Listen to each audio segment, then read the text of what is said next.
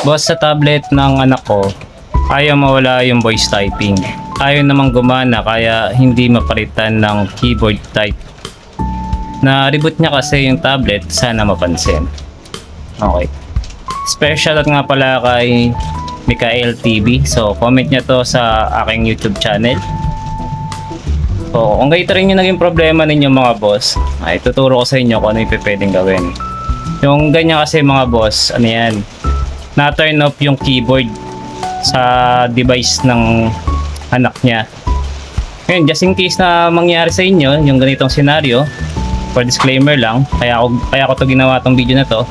Kung sakaling mangyari yung ganyang scenario sa inyo, yung voice typing na yung lumalabas tapos hindi nyo na mapalabas yung QWERTY o yung keyboard dyan sa inyong mga devices, ang kailangan nyo lang pong gawin dyan mga boss ay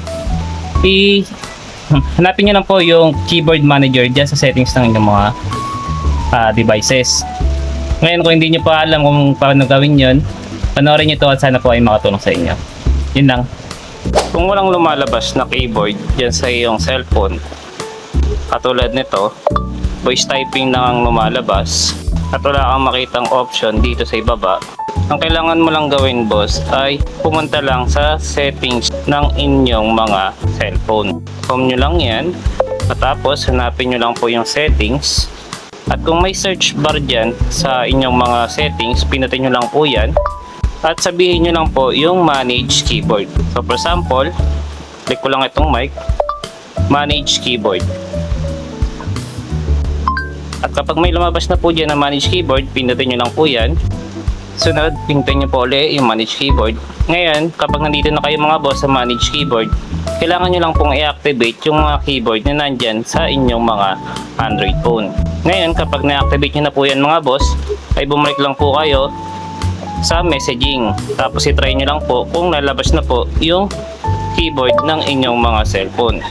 Meron po kayong makita dito sa bandang ibaba na keyboard icon, pinutin nyo lang po yan at pwede nyo na pong piliin dito yung Go Keyboard or iba pang keyboard na ginagamit po ninyo.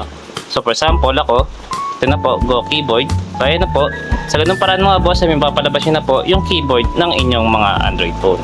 Kung nakatulong sa iyo ang video na ito, ay huwag mo sanang kalimutan na i-share at baka yan din yung problema ng iba at para rin makatulong. Yun lang mga boss, maraming salamat sa inyong panonood.